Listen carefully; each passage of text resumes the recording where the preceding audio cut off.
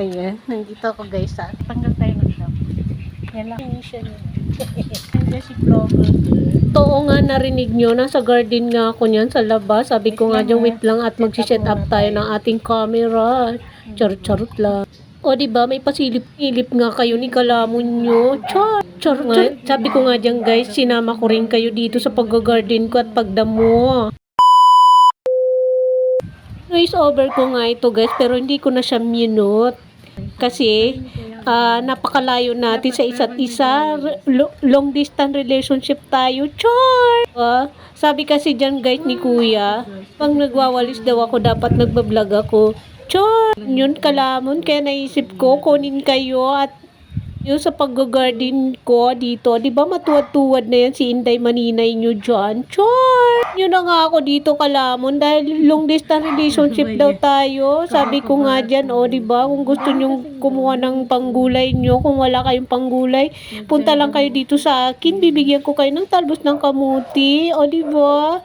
Magtatalbos tayo ng kamuti dyan at kamuting kahoy. Tawang-tawa nga siya dyan, nag-hi pa nga sa inyo, si kalamon nyo. Sabi ko nga dyan, yun ang tatanggalin natin. Sa pangalawang video na nga ako dyan, mga kalamon, sabi ko nga dyan, ayan tinan mo, nasa bubong na nga daw ang person, may tatanggalin nga daw kasi siya dyan. Pasensya nyo na nga ako dito, pero hindi ko natuloy yun kaya para marinig yung background natin. Dahil nga, ang ingay-ingay dyan. Guys, dahan-dahan nga ako dyan dahil yan nga daw ang tatanggalin natin, yung damo na yan na gumapang sa bubong. Yan ang tatanggalin natin. So, dala-dala ko yung stand nyo. Ayan, hintayin niyo ako. Sabi ko nga dyan guys, wait lang dahil isi-set up natin yung camera natin. So, ayan, nagsi-set up nga ako dyan guys. O, diba? Kapal na nga ng ano dyan guys. Yung damo. Kaya humingi nga ako dyan kanina sa alaga ko ng 100 pesos para pag naggupit sila kuya, mayroon akong iaabot na pang copy nila o pambili nila ng snack. Guys, hanggang bubong lang talagang kaya kong abutin dahil hindi ako si Spider-Man. Kaya nga ako may kahoy dyan dahil nga sinusundot ko ang kaya kong abutin. O diba, tinanggal ko nga dyan yung sombrero ko dahil nga malalaglag siya dahil magtutuwad-tuwad ang person. Char! Mga kalamo, nagtutuwad-tuwad nga ang person, o diba? Hindi kinaya ng live ko kasi nasa bubong ako, hindi naabot ng interview. Ayun o. Diba? Tapos, ingay-ingay na kapitbahay. Nga guys, sabi ko nga dyan, mag-ingay-ingay nung kapitbahay natin. Nagmamaritis ako dyan sa inyo. Guys, nasa bubong kasi ako kaya naririnig ko sila ate. Natumba pa dyan yung camera ko guys. Lala, dahil hindi naman ako dyan nahulog sa'yo. Chok! Ba yun nasabi ko? Pasensya na nga kayo, mali na naman yung sinabi ko. Sabi ko nga dyan, hindi ako nahulog dyan. Hindi sa'yo. Chok! Tumatanggal na nga ang person ng damo dyan. O diba?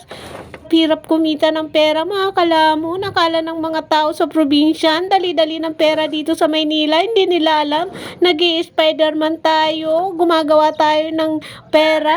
Kahit nahirap, nasa bubong ang person. Magkapera lang, charot. May palakad-lakad pa yan. So, ayan nga guys, pupunta daw ako dun sa dulo.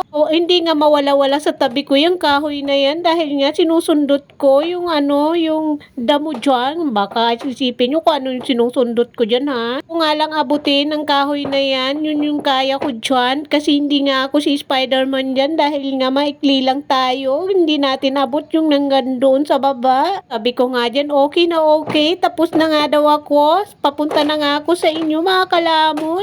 Gumagawa nga ako dyan ng nag-model pa yan ng kanyang kahoy. Choy! Nga ako dyan, baka isipin ng mga kapitbahay dito na buang ng katulong dyan sa kabilang bahay. Kakarati yan, akala mo naman karatista, hindi naman karatista. May nakakapanood sa akin dyan sa bubong, isipin nila na sira na ako ng bait. Pasensya nyo na nga ako dito mga kalamon dahil kinakarati ko na nga kayo dyan. Choy! Hindi na yan mahinto sa kanyang karate, o diba? Tayo guys, tapos na naman yung tatanggalin natin. Down dun. Kita nyo.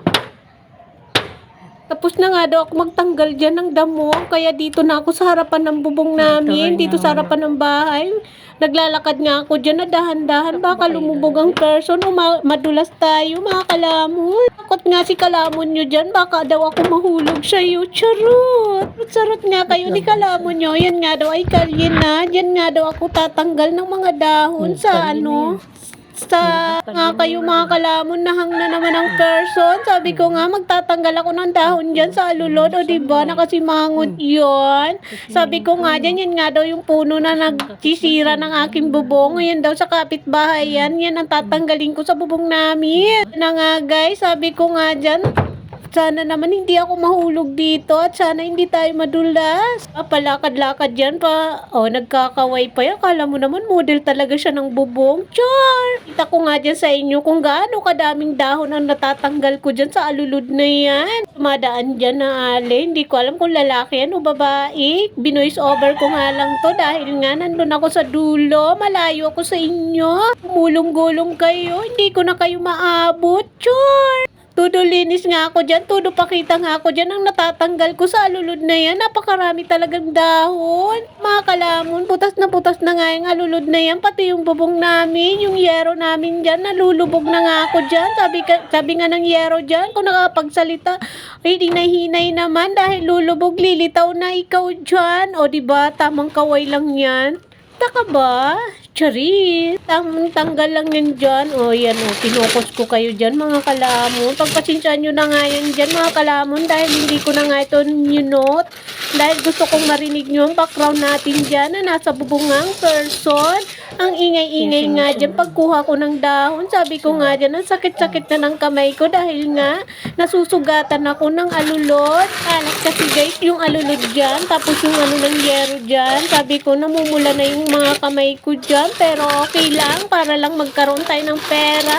Meron tayong ipadala sa ating pamilya. Kung silang pambiling gata, yung bigas. Diba? Nakapokus yan sa mukha. O pinakita pa yung dahon na nakuha niya. Ang dami niya nang dahon dun sa baba. O, ako dyan mga kalamon, nagwalis pa ang person. Ang dami kong ang ginawa ngayon. Pagod na pagod ang si kalamon nyo at si kapatay gutom nyo. Tayo lumamon yan at lumamon tayo ng dumi dyan. Charis! Pinapakita ko nga yung kamay ko dyan mga kalamon dahil namumula na at masakit na.